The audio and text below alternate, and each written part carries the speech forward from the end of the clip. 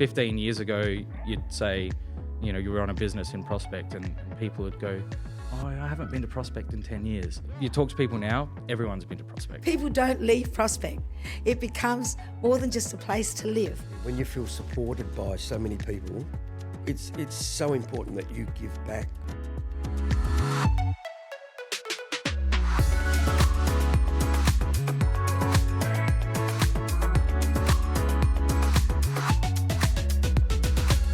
Jake, Wassail Wine Bar, how are you going? I'm good, Tatum. How are you? Oh, very well. I am so excited to hear your story being on the street. How long have you been here? Well, I've spent my entire life in Prospect. We'll probably touch on it more later, but my folks actually, bought the commercial premises about 26 years ago, built a house. I grew up in Prospect. As a business, Wassail's now, I've been there about 15 years. So a lot's changed in that time. It's interesting with where you are on the street because you've got Wassail Wine Bar, living at the back, family. What's it like working next door to mum? Yeah, it's good. It's that family environment. It's a bit everybody loves Raymond. Living out the back with my wife and kids. They get to see their grandparents every day. Really cool environment to grow up in. It's special. Yeah. When I first came to Prospect, it blew my mind because you'd come in and it's just this beautiful big space and the history of, what it used to be as well. It's quite rich in its history. How many times has it changed into a different business? Look, I don't know exactly, but the Borden family were the original family there. And they had a whole heap of children. There's like 20 odd children running around there. It's deceptively big, so it sounds like a lot. There is a lot of space. The Wicks family were there for, I don't know exactly, I'd say 50 to 70 odd years, something like that. I'd have to check up on it, but it has changed hands several times. And we've had it now for 25, 26 years. Wow. Don't plan on going anywhere anytime soon. So I don't think you need to with all the businesses opening up. So for those listening and watching, Wassail Wine Bar on Prospect Road, what do you guys have? What's the experience like for someone who's never walked in? Well, it's our home. When we first opened, there was only a couple of license categories. So we were kind of more like a restaurant because we had to be. But what we really wanted to be was just a local drop-in bar, like a Cheers sort of thing. And now down the track, that's exactly what we are. We've achieved that, and it's just it's part of our home. You walk in and it's like being in our lounge room, and that's what we want people to feel. And I think people do. Feel that. So we're proud that we've been able to achieve that. And you also have live music, interesting nights, events. What type of events do you guys host? Yeah, events are a big part of what we do. So aside from, private functions, we also have quiz nights. We have speed dating nights. They're really fun, very interesting. We have open mic nights and we've got bands every Sunday. Events are a big part of what we do. And quiz nights as well, things like that. We work with another local business as well. Cafe Doroma across the road does the food and we do the drinks and run the quiz. So it's a real, again, kind of community aspect to it. How has Prospect, because you mentioned before it's changed across, the last 15 years. How has Prospect shaped Wassail Wine Bar? In every way. I've spent my entire life in Prospect. So I attended schools, locally, went to Rosary and Blackfriars. Prospect is very villagey in a way, in that everyone knows everyone. Everyone knows what's happening. And that kind of, in a way, has shaped a lot of what we do, in the sense that everyone that comes through the door are kind of people people that I've seen around for my whole life. So it's a very familiar place. And it's comforting and it's nice. Yeah. Did your parents inspire you to take on business and run a business? What was it like watching your mum and dad run a business? Yeah, it's just kind of normal for me. It's just something I grew up with. My mum's salon's been there for 22 years, I think. So as a kid, that was normal. I'd come in there after school. I'd be sweeping floors and making coffees and put to work at a young age. That's it's just part of being in business. And now trying to have my own children, kind of growing up the same way. So the little one's nearly 4, so he'll be put to work pretty soon.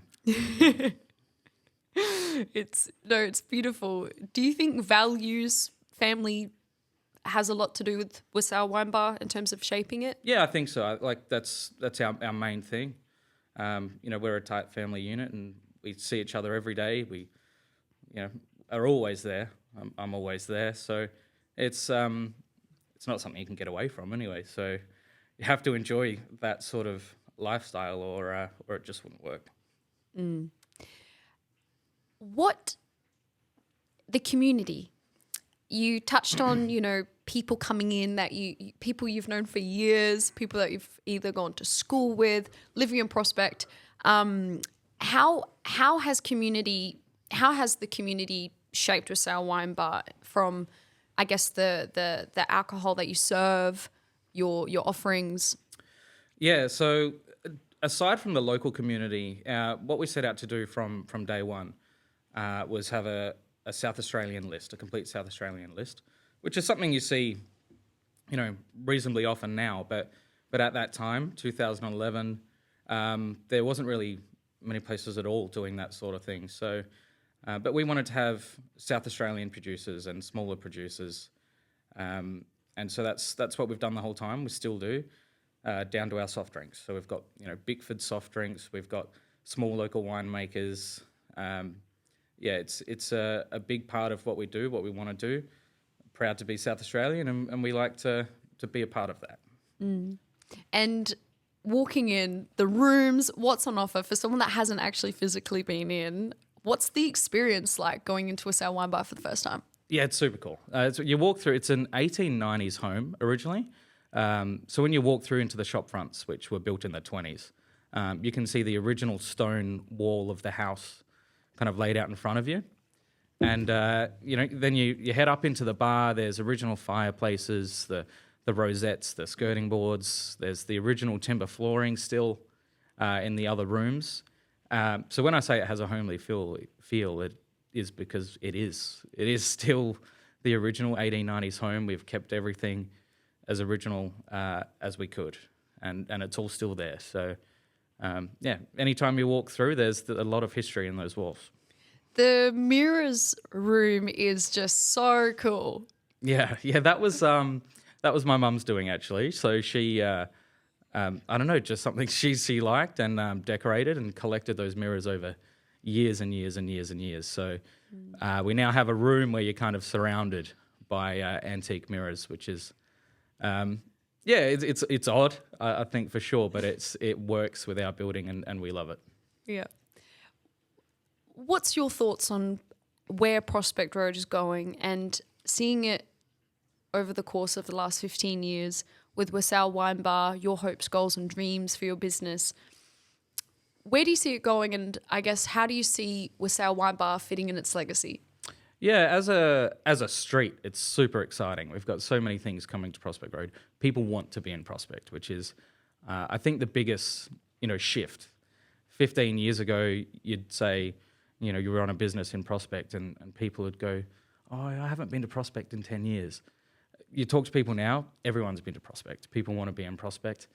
As far as Wassail fitting into that, we don't want to change too much. We're a local drop-in bar. We want to be there for locals. And as far as a legacy, it's more about, probably for me, continuing my family to be involved. My son might be involved in the future, who knows? The legacy thing is family. It's family, I guess. Yeah. No, it's beautiful. In terms of the street, the businesses coming in, collaborations. What's on the cards for Wassail Wine Bar? What do you guys get involved with aside from supporting live and local winemakers? Yeah, well, as I said, we work with some other local businesses in events we do. I also try and be involved in some aspects representing local business. I'm currently the vice chair of the Village Heart Marketing Work Group, which is a sensational thing. It gives local business people a voice about how funds can be spent, promoting businesses in Prospect, and things that are generally good for business on the street. And it's an important thing, and I think everyone should be involved in it. Oh, for sure. It's collaboration. Everyone on the road, like you said before, knows each other. They go to school, they live here, they shop here, they're at Chinella's. It's quite connecting. Do you think that connection is super important, as well as, I guess, connecting with your own customers at Wassail Wine Bar? Yeah, it is. It creates a really tight-knit group across the suburb. You jump on the 5082 neighbourhood page, or you run into people at the supermarket. Everyone knows everyone, and it breeds a real sense of community within the suburb. So it's definitely a wonderful thing to be a part of. You mentioned before community and events that Wassail, puts on weekly. What's something that's happened that you just can't shake off? Or, I don't know, it could be a business moment, or something completely unexpected and spontaneous. What's a memory at Wassail that you can't really shake off? Whoa, that's a really good question.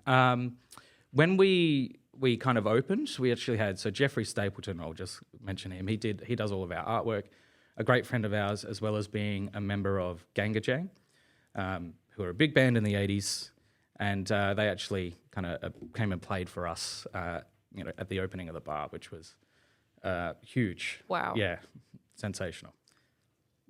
Couldn't shake that off. No, exactly. Do you have any other moments, or I guess with mum and dad, working with family in the business? Are they super proud of yourself and where Wassail Wine Bar's going, and having mum next door? Yeah, I'd like to think so, I suppose. I pour their drinks every day, so they'd want to be. I think they're pretty happy in how things have turned out, and being close by as well, getting to see the kids all the time. It's something that I suppose most grandparents don't have the chance to. And running a business, if we didn't live close enough, you'd never see each other, because you're just kind of busy all the time. So it's one of those things that's just kind of worked out for the best. How does Wassail Wine Bar define success? How do you, as a family and a family business on Prospect, what does success mean to you? I think still being there after 15 years is a success. For us, it's not a monetary thing. If it was, I probably wouldn't be running a small hospitality business in Adelaide. But success for us is achieving those things we set out to achieve, which we are now the kind of small local drop-in bar that we set out to be from the beginning. We're still there, and we'll continue to be there for the foreseeable future. So that's our success. And touching on the future, what's on the cards for Wassail Wine Bar? Where do you guys see yourself going over the next 3 to 5 years? 3 to 5 years, short term, we're pretty happy with where we're at. Continue to do functions.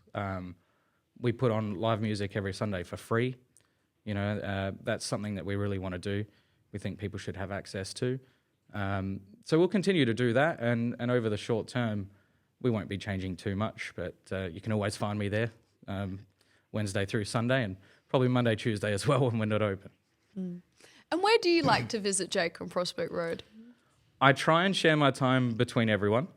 Mirati's, of course, being directly across the road is dangerous. That's probably the place I go to the most, just because it is super accessible across the road. I try and go for lunch on Mondays. That gets shared around. The Windmill's been getting a workout lately. Auntie Eight's when it was open for lunch. The multiple coffee shops, I try and share my time between all of them. Lots of options. Yes, so many options. It's a good thing. It's a good problem to have. And what's it been like being a resident from, I guess, living, the kids going to school nearby, seeing Prospect change? How has that changed you? It's crazy. I was just talking to a friend the other day. We're sitting there having a coffee, and I said to him, "Can you believe we used to ride our bikes up and down Prospect Road?" And there was, as kids, all over the road, there'd be hardly any cars, there'd be hardly any people. And I look at it now, and it's so vibrant, and the kids are going to, get ice cream or frozen yogurt, or there's all these things. It's young families here now, which has, I think, been a big shift. There wasn't as many when I was little. So that's probably been the biggest shift, and it's been a positive one. It's great. You look around, you see kids everywhere and parents everywhere. That's probably been one of the biggest changes. And what's been your favourite thing about being in Prospect and running a business? What's something that's special to you? I think just that the community, I've touched on already that everyone kind of knows everyone, and that's really special. You go to the shops, you run into people you go shopping, you run into everyone and it breeds a real friendly community. It does mean you can't get away with much in Prospect. I know that from experience as a teenager, but it's certainly a wonderful thing as well.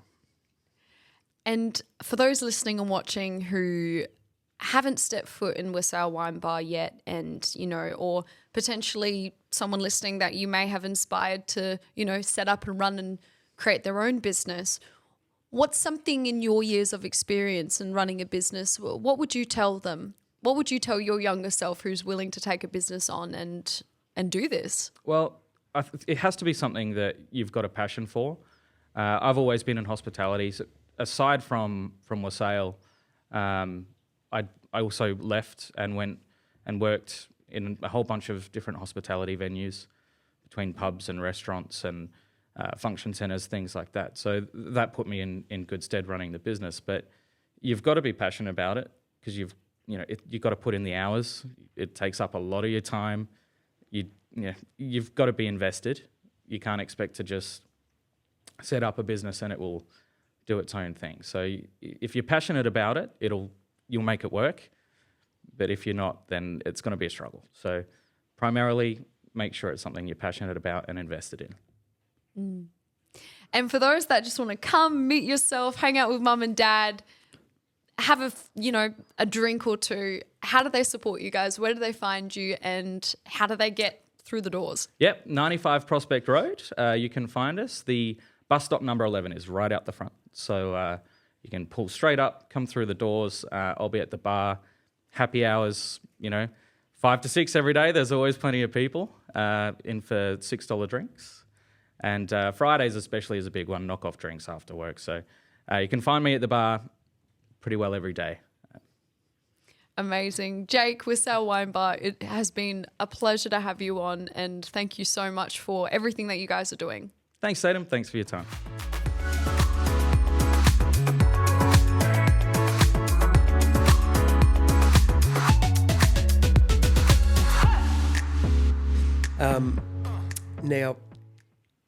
So in 1994, prior to that, we were in major shopping centres, which was rather constrictive in some sense, because they had a lot of rules and regulations, what you could sell, what you couldn't sell, don't step over that boundary line, don't come out too far, and and enormous rents.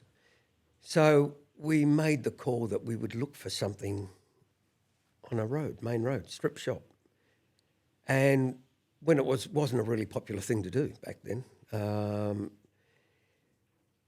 So it just happened to be a fortuitous thing that the kids started school here and all the parents say, yeah, we need a decent fruit and veg shop here. We need something, there's just nothing around. It's all garbage. So we sort of did a search and kept on looking, and it just so happened that there was an old tinter car BP site where we are.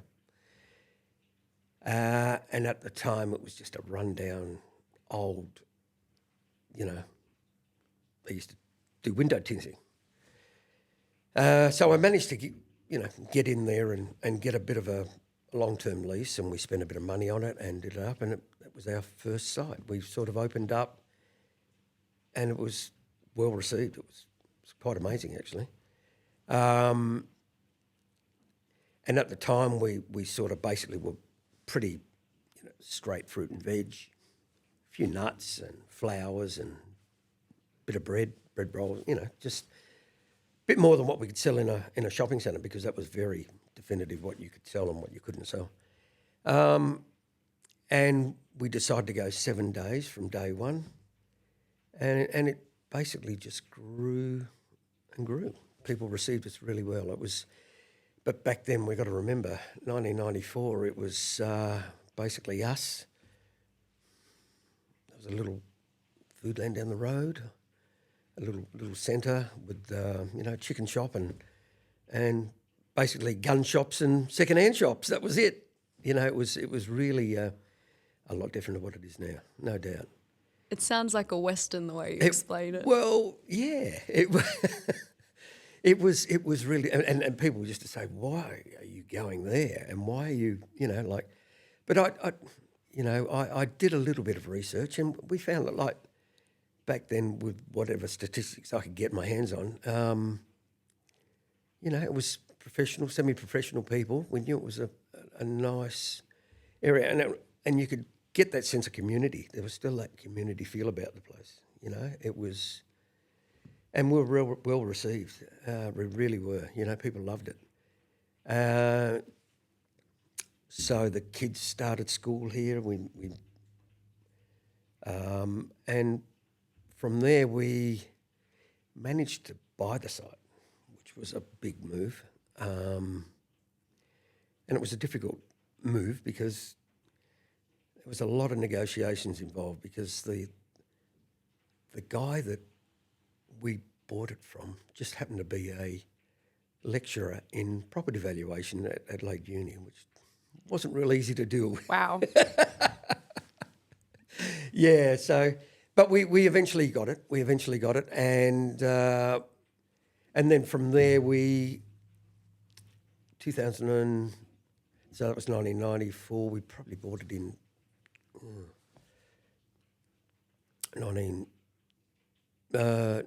2003 or something like that. Mm-hmm. And then we redeveloped it to what we have now in 2005.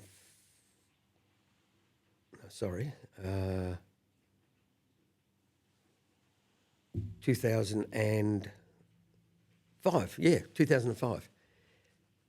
And then we put in a poultry store, a bakery, Brumbies, and a meat store, butcher. And then we had our own fruit and veg shop on the side. It's really become an institution, a one-stop shop, Chinella's Markets. Well, yeah, and then we actually took over the bakery ourselves, and that's when we did the second sort of mini redevelopment, where we knocked out a few more walls and took over the bakery and made it into a continental style bakery, and started baking patisserie cakes and things like that, continental cakes. Butcher expanded, put in a florist, made the deli much bigger. So it grew from there, and then so now we're looking at our next phase now. How has Prospect shaped your story? Because you mentioned before it was completely different in the early 90s. Oh. How has Prospect influenced Chinella's Markets? Oh, it's just been a huge... look, it's so community-minded. Because we moved here, my children went to school here, and they've bought their houses here as well now, and they've got their own children here, which are attending the the local schools. So for us, we can't see ourselves living anywhere else, to be honest. You know, it's just one of those things. It's so, you never think about it, but as it's evolved and grown, and you can see the main street now is just amazing. And we're you can walk into the city if you really want to. Adelaide Oval, you know, the redevelopment, and you can just see how, you know, my kids tell me, you know, everyone wants to move to Prospect. All their friends want to move to Prospect. It's just it's the vibe. It's the sense of community.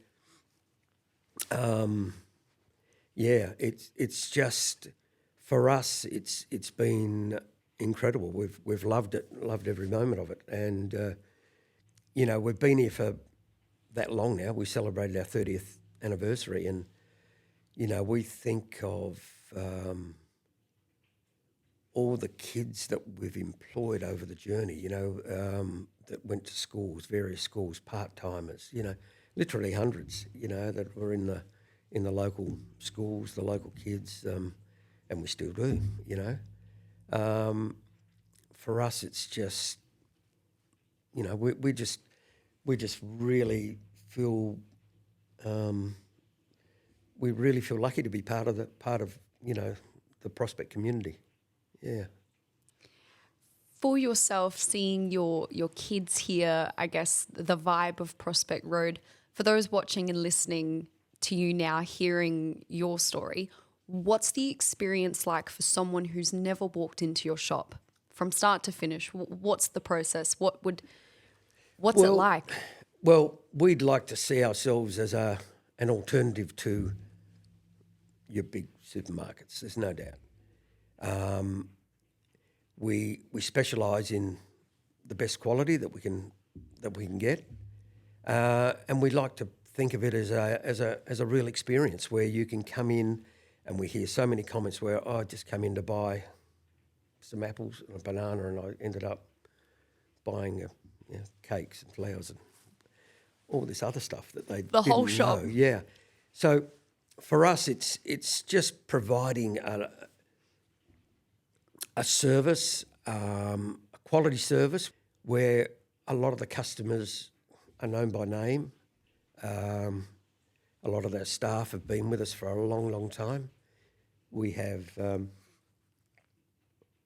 there's a few, few that have recently retired or in the last few years, but at the moment we still have someone that's been there since he left school, and he's in his 40s. So we'd like to see ourselves as an enjoyable place to work, as being part of the community where we can help, where we like to support a lot of the schools, the fates, the tour down under that we've had, a lot of those things along the way where we felt that we're sort of, you know, we're a big part of the community, and we feel like we need to give back in that sense, you know. And touching on community values, are business values important to you? And what business values do you think Chinella's has? Because, you know, you are what you attract in a sense, you know your customers by name. Do you think it's a values thing? Oh, for sure. It's so important to, when you feel part of the community, when you feel supported by so many people, it's so important that you give back what you can, and you feel proud to be part of it. You know, you really do. And I'm so proud that my two boys and my daughter are involved in the business now. For me, that's just really, you know, the icing on the cake as far as I'm concerned, you know. And where do you source all of your products? Is it South Australian? Yeah, 99% of it's South Australia. You know, certain times of the year, like middle of winter, it's hard to get everything from South Australia because a lot of stuff coming up down from north. But yeah, we're in the markets every morning, virtually. 6 days a week. Trucks there, and we're bringing stuff in every day. So Myself and one of the boys go into the market every morning. We're there before 4, and yeah. And that must be nice going in early with your Yeah, family. Yeah, it is. It is. It's special. It's very special. Yeah. It's beautiful. Yeah. What do you hope your legacy would be? How do you see a legacy playing out? Because, you said you went on your 30 years. It's been a long time. And what would you like to leave Prospect? Well, we'd like to be remembered as really as someone that's contributed to the community, someone that's an important cog in the community, where people, and I think they do, they value us as for what we offer, for our service, our products. And I'd love that to continue on. We're looking at our next phase now, what we're going to do, in the coming years. So, for me, it's I'd like to see us as that destination point, as an alternative to what's down the mill, because we realise the competition. Every one of our customers goes into a supermarket for one reason or another. We don't sell everything. We don't,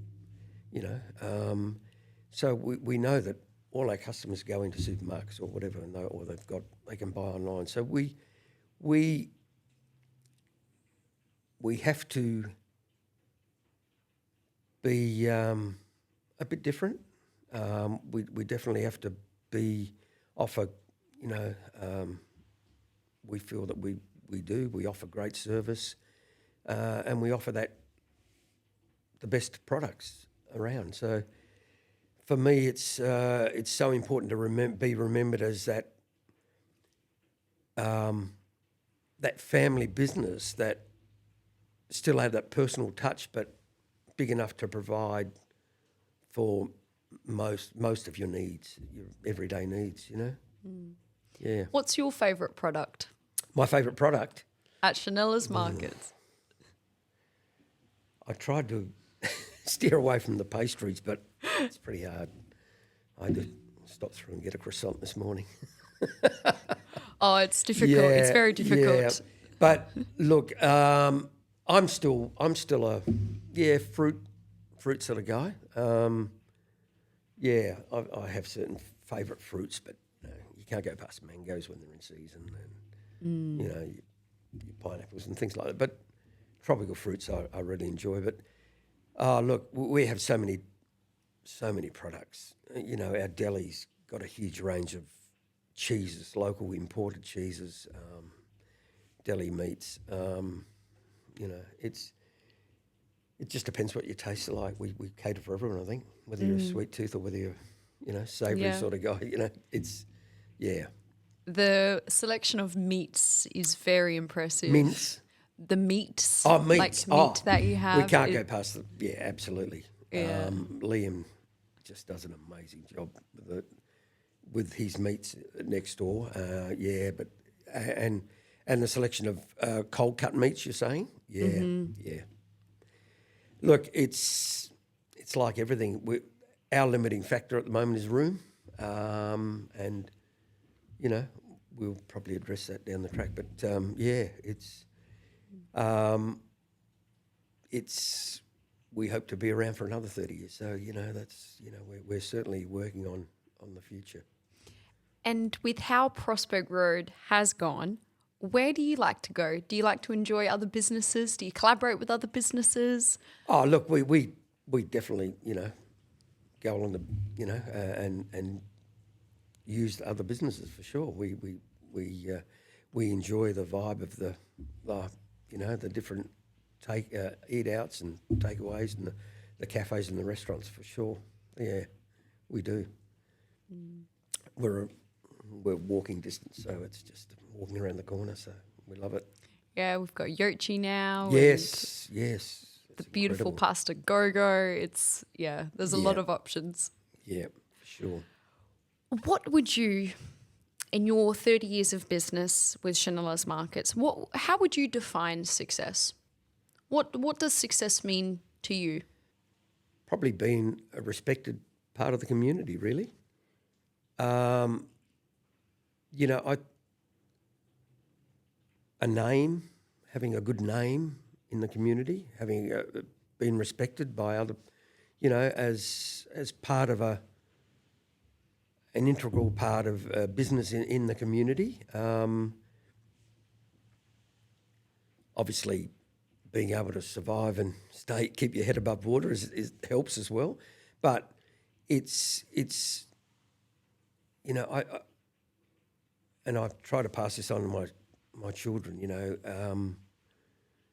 the name of your business and developing that name, that, you know, over a 30-year period, you want to grow on that, you know, show respect to others and have respect shown to yourself. You will if you respect others, you know.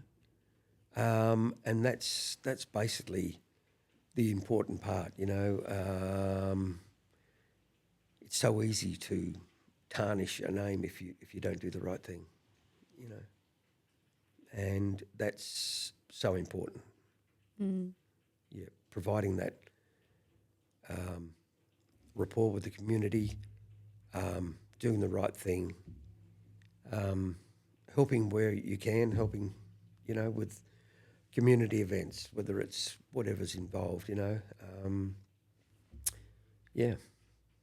Do you have a memorable moment at Chinella's, whether it was day one opening to something recent, or is there something that surprised you, or you just witnessed something that happened that you can't forget?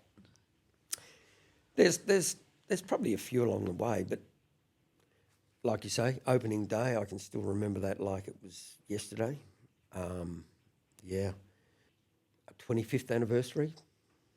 We closed off part of the car park and had a massive cake made by pastry guys and let everyone have a piece that was there, and it's just enjoyable. Family. We've just had that's been the thing, because it's such a long, being able to have the family close by and pop in whenever they can, unlike a structured workplace where you go to an office and you're away for 10 or 12 hours or 8 hours or whatever it is. You know,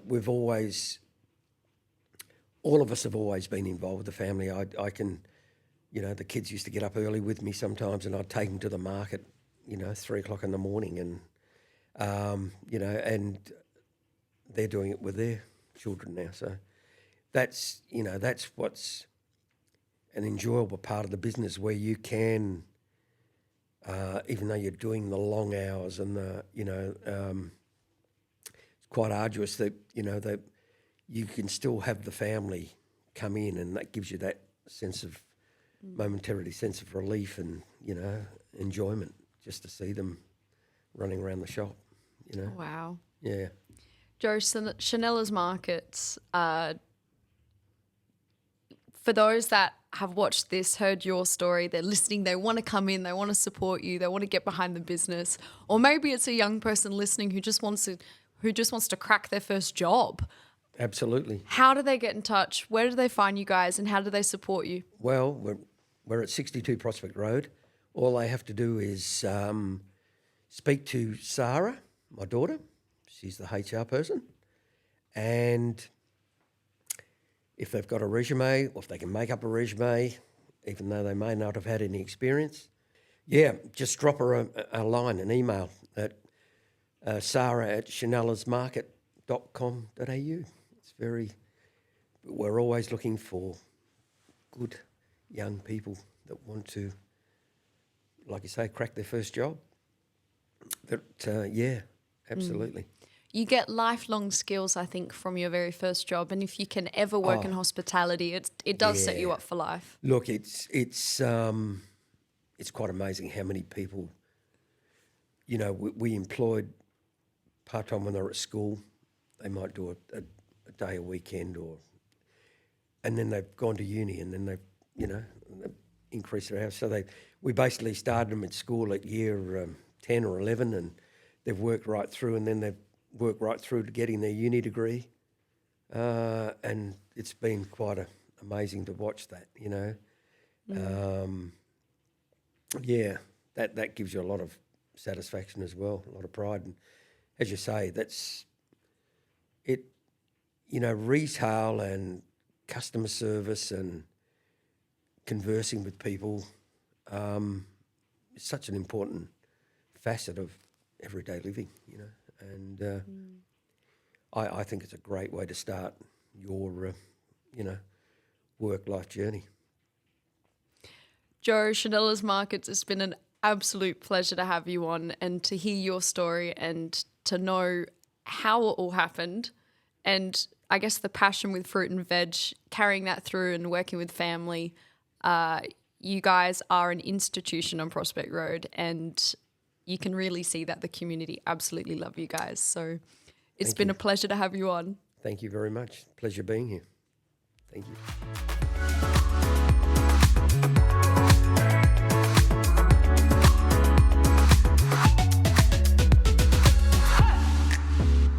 Rita, R.M. Williams, Percy Street, how are you going? I'm doing very well, thank you. And thanks for having me here today. The jacket is stunning. Oh, thank you. And also the nice RM badge here. That was for RM Day, which we did a few years ago for the 90th anniversary. Yeah. Oh, it's stunning. Yeah. Rita, how did you end up in Prospect? Wow. Well, firstly, I may as well commence. I started at RM's in 1972. Taking a step back from that, me commencing there was Dean Williams, RM's second eldest son, literally came to my door whilst I was at school and knocked and said, "Is your daughter home? I have a job for her." And I was still at school. I had enrolled in the CES, which was Commonwealth Employment Service at the time. I'd finished leaving, gone back to do matriculation. So I come home from school that day. Mum says, "Go up the road." So we lived just in Athol Avenue, which is Prospect now. Walked up to Percy Street, had an interview with Dean. And I said to Dean, he had a job like in sort of the distribution area. And I said to Dean, "Look, I've done shorthand and typing and accounts is not for me." He said, "I'll walk you across." So we went back to which if you come to Percy Street now, RM had 2 old houses next door. That was the office. So we walked straight back there, had an interview with David Leatherby, who was in charge at the time. And 2 weeks later, there you go, I started in the accounts office there. And that was in 72.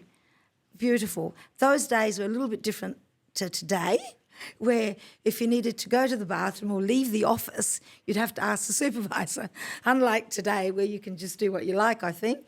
But they were great. It was very small then. Dean Williams himself worked in the back house adjacent to Farrant Street, where he taught the plaiting. He was just as good as his dad. He actually taught Rosa Sorgini and Alda Williams, his first wife. Rosa Sorgini is still with us today in Melbourne, once a week, showing people how to plait, which is wonderful. But so I stayed in the office there for 6 years. Then I left and had my first child. Then I stayed away, had my second child 17 months after, came back when they started school at Rosary School Prospect. Wow. So I came back. You've been a resident first. Yes. So came back to work as soon as they started school. That would have been, I'm just trying to think, that was 6, 7. So I was away 7 years, came back into the office, then I did customer service, because then what happened, everything shifted to Salisbury, where our workshop is now. So the offices moved upstairs, where you see at Percy Street for a while. So I worked there 9 to 3, doing customer service. I took the kids to school and picked them up. I've been lucky. I've also been very lucky. Look, I've met the man himself a number of times. I went to school with Dean Williams' children. So to me, it's been more than just a job. You fall in love with somebody. I fell in love with the man and what he was able to do. And still today, my love for the boots has not changed, because I would not be there. So, it's just been wonderful. And then years later, I became store manager for about 12 or 14 years. And so it's been evolving forever. It's not that I've stayed in one job there. I've worn a lot of hats. And then, as I said, I stepped down a number of years ago, and Nicole now has taken over and doing a wonderful job. She's got her heart in the right place. I always want to see people that come into the business that actually want to come in because they know what we're about. They want to learn about the man and they actually believe in what they're doing. We're not here to disguise anything. I think what we have is 100% true. It's true to what we sell, and we are there to back it up. Look, after 45 years, I can gladly sit here and say that. There's nothing better in the world than our boots. And if ever there's a problem, we stand by it. You know, I think RM's been lucky enough as a company that we've had people that are proud to work there and are passionate. And to get that today is a little bit harder, but they are still there. And how has RM Williams evolved over the years? I mean, from your first day one, the products that were on the shelf, to now, how has RM Williams changed with the influence of, I guess, everyday Australians that love it? Yeah, absolutely. So going back 30 years, I would say we supplied more people from the land. That's what's made RM Williams, from the bush. But in the last 20 years, we've certainly had a big change in where our clients come from. And we have many young professional people now, where I've seen in the shop, people come in, their dads come in, buy their kids' boots.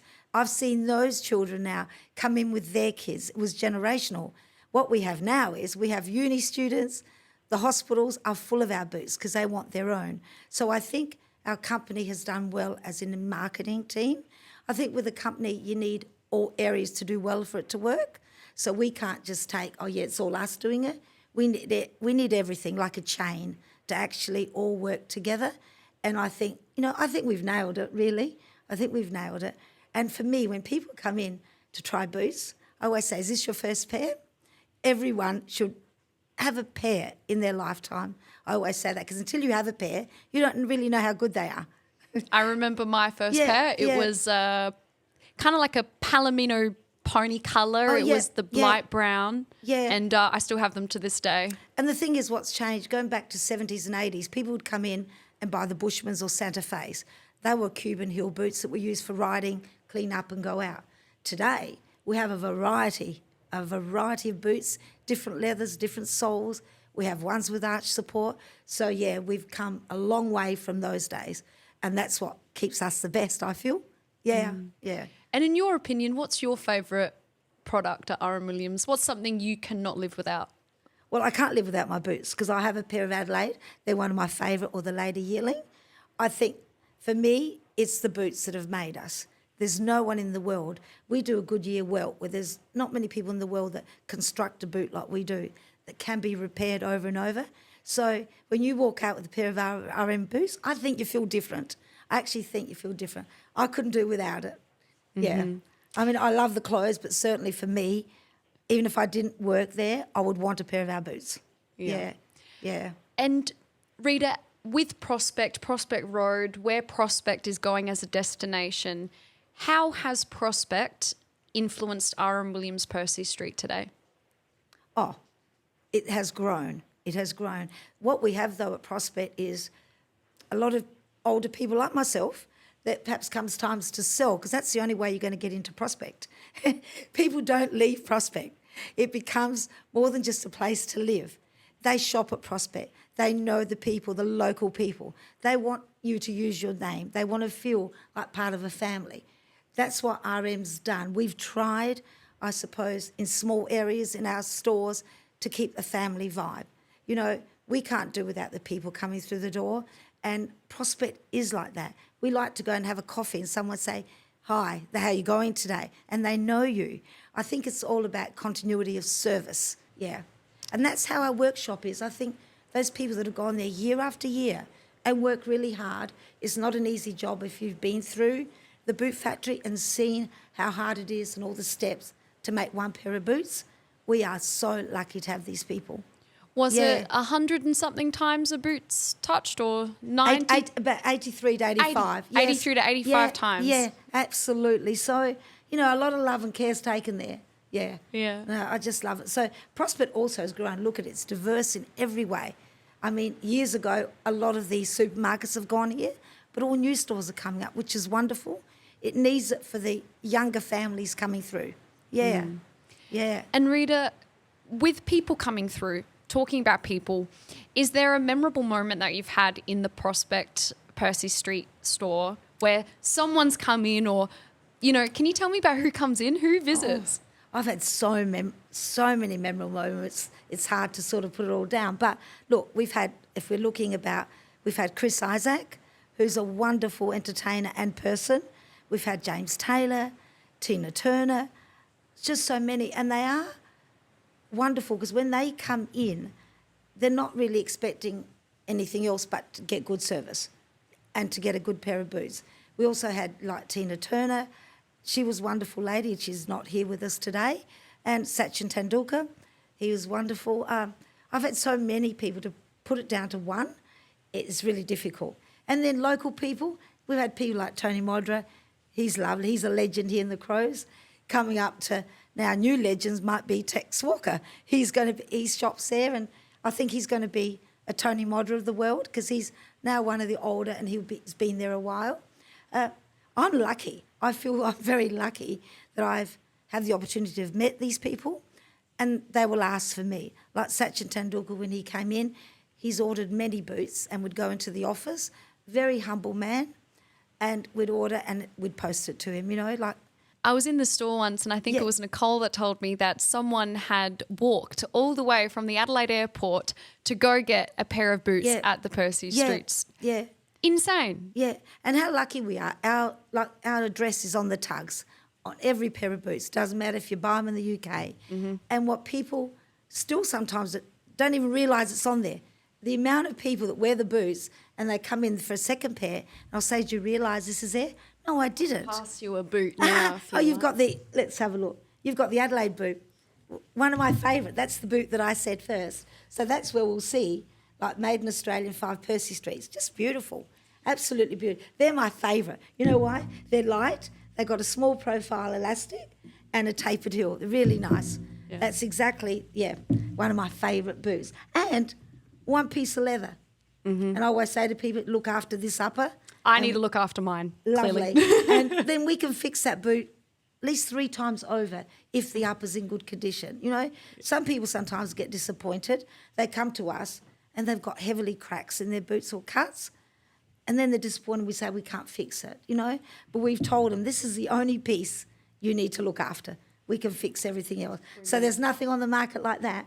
Mm-hmm. No. And I believe it 110%. Rita, do you think R.M. Williams, do you think it's got to do with values, the value from the top down, the product itself, with people and culture and positive workplace culture? What are the values? Yeah. Well, our values always has been, I suppose, to look after people. And also it's not about profit. Yes, as a company we have to make profit, but it's also producing good products. It doesn't matter, it's just about the boots, it's about the moleskins, it's about everything else we make. So it is on everything. We're there to produce quality products. Not cheap, but they're not at they're at the high point, but they last. They're classic pieces that you can pull out in 5 years' time, like this blazer. Now, this was a couple of seasons old. You can bring it out and it still looks terrific today. That's what we're about, lasting clothes, lasting, and I think people are turning more to that now than this throwaway society. See the value. It is about value and also about the lasting of the time. Yeah. And from the workshop all the way through to, I guess, a luxury store itself, when you understand the process of what makes it long-lasting, when you walk into a store, you can never unsee the work. No, you can't. Yes, absolutely correct. So now people have the opportunity to go through the workshop. I believe this is something new we've just done. So at a small cost, you can book and go through.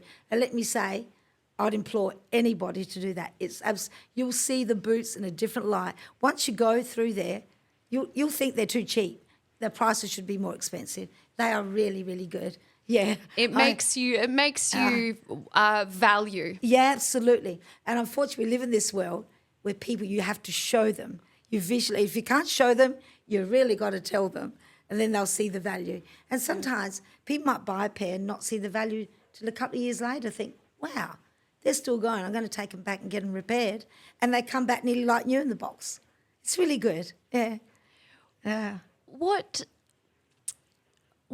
legacy do you think R.M. Williams Percy Street and as a brand, what legacy do you think it will leave Prospect? Well, the legacy will be 5 Percy Street, because that's where RM started. And for someone that doesn't know, it's Reginald Murray Williams. He started there, so the legacy has to remain there. People come from all over the world to see 5 Percy Street. So I believe it's going to be there. We're going to be part of Prospect forever. I hope I could be part of Prospect forever, but obviously some stage God will take me. But I think that is the legacy of a man who started just in a tin shed. And he made his first few pairs until the boot factory went to Prospect Road, then moved to Salisbury. So we were on Prospect Road for a number of years, but the legacy is right there. This is where RM started, in the back shed, and look today how many people we employ and how we've grown. What was he like, Rita, the man himself? Very witty. I think if you did a hard day's work, he'd tap you on the shoulder and say, well done. That's what we're missing today. People need to be thanked every day. Good job. Thank you. See you again tomorrow. He's a very, look, you can't be in business and not be super smart. And I think he was on the ball. He didn't give up, you know, and he chose the right people around him. I think anywhere you work in life, if you have the right people, you'll succeed. And he kept going, you know. He's, wonderful, hard-working man. And look, I was hoping he'd live to 100, but he made 95. He passed away in 2003 on Melbourne Cup Day. What a day. But, I said the legacy is a Prospect. The legacy is with him. Yeah. Mm. Yeah. And I guess kind of modern time, where do you see R.M. Williams going? Wow. We've gone. It's global. And it's getting bigger all the time. So I don't think there's any stopping us now. I used to think, because our boots last so long, who's going to come in today and buy a pair? But we're global. We can't keep up manufacturing. We really can't. And I think we've been lucky enough to have the heads of our company to put it in the right direction. Because let's not forget, in 2020, it came back home. Andrew Nicola Forrest bought the business, and we used to get calls saying they were just happy that it was Australian-owned, and that's all you need. Australian-owned, Australian-made. You can't beat that, can you? So thank you to them, and I think they were the right people to buy it as well. He came from farming background, Andrew, like his dad, so I think it's great. Yeah. And for those listening and watching who, you know, let's say they've never walked in the store, they don't know much about the brand or the boot itself, and they're listening to you now, what can they look for? What can they find? What else does R.M. Williams have that they might be interested in? Oh, we have lots of things. Anything you want. Well, you can come into Percy Street or our city store, but why would you come to Percy Street? And we can fit you up in a whole outfit, from boots to belt to hats, everything. It's there. It's a one-stop shop, so come in. And we've got really good staff that can help you, talk you through the boots, how they're made, and the clothing to help you. I mean, we help a lot of men that come in and say, I want a pair of jeans, and you ask them what size. Oh, I don't know. And quite often I'm a bit cheeky and say, didn't you get dressed this morning?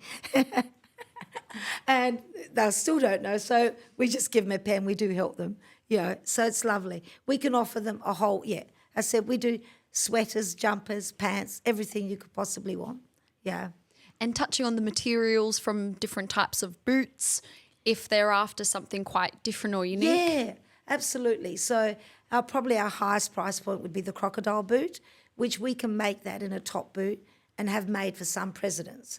But we also get a lot of orders for elastic-sided crocodile leather, and we have ostrich. Then we have our signature boot, which is in calf leather, a beautiful boot which has got your medallion underneath the badge and signed.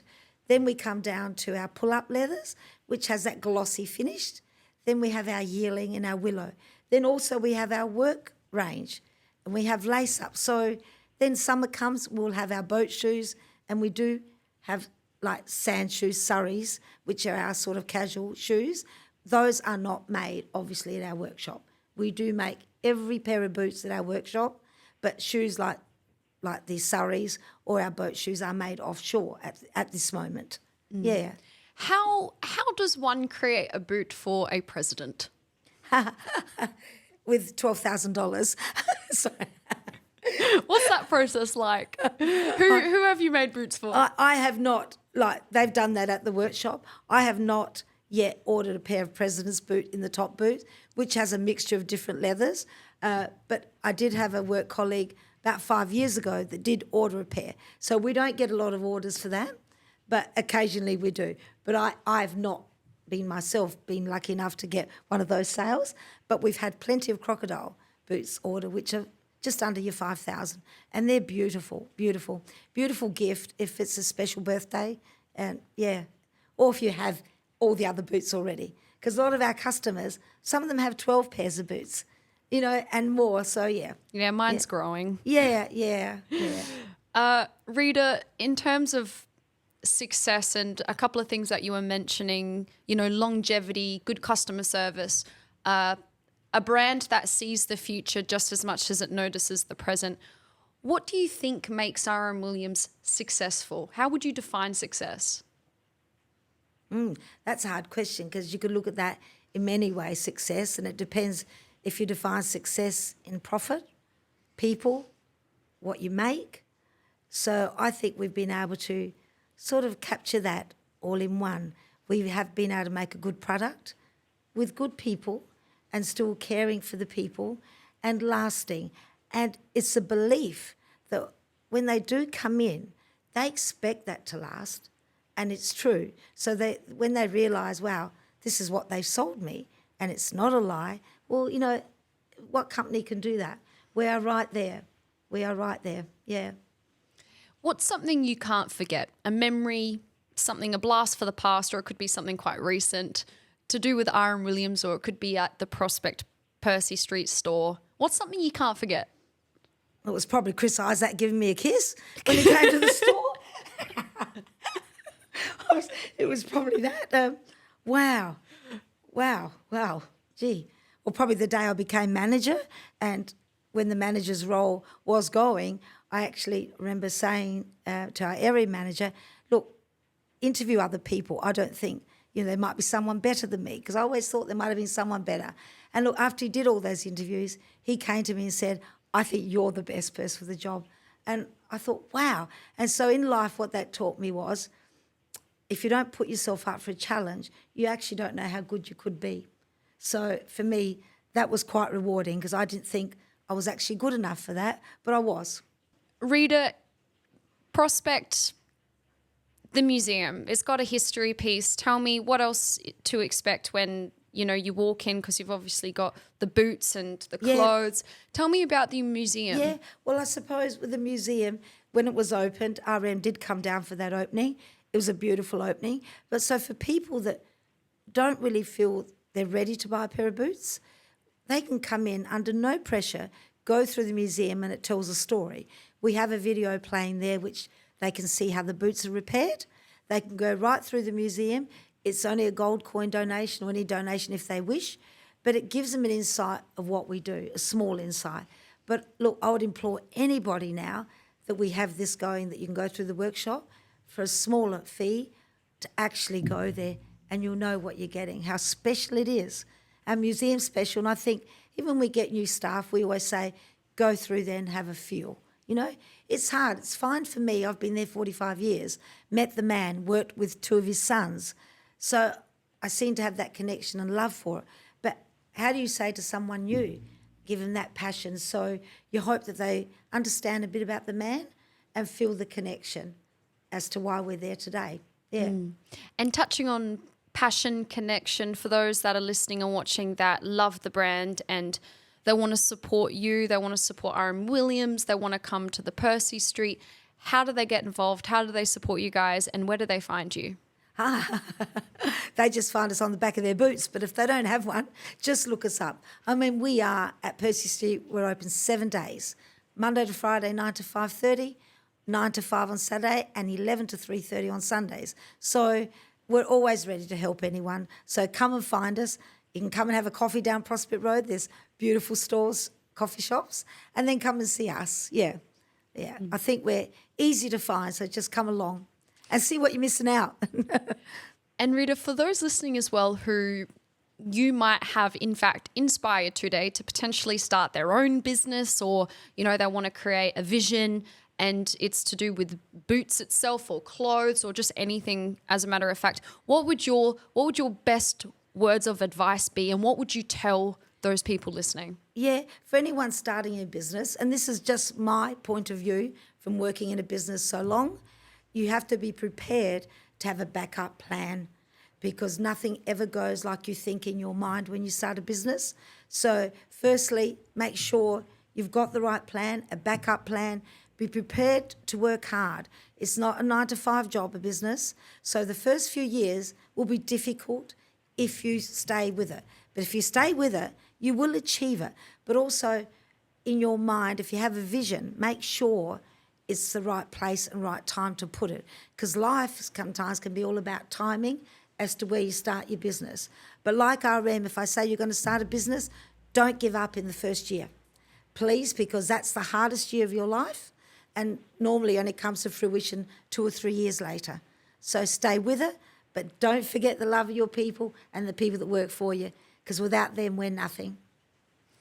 Rita, Prospect Road, RM Williams, Percy Street. It has been an absolute pleasure sitting with you and hearing your stories, and yeah, just the passion. Is there any final words or anything you would like to tell the listeners and watchers today? Well, if anyone's listening, come and see us. Look, I feel I've been blessed. We've had a lot of changes in the company and they've seen my worth, but I actually love it. As I said many times, the day I don't love it I will choose to leave. But for me, it's going to be hard to leave. So, you know, come and see us, and yeah, I just love it. So I think if you come into Percy Street, you'll feel the difference, because that's where he started. And thank you to RM, because without that, we all wouldn't have a job. Yeah. Rita, thank you very much. Oh, thank you. It's been a pleasure. Thank you.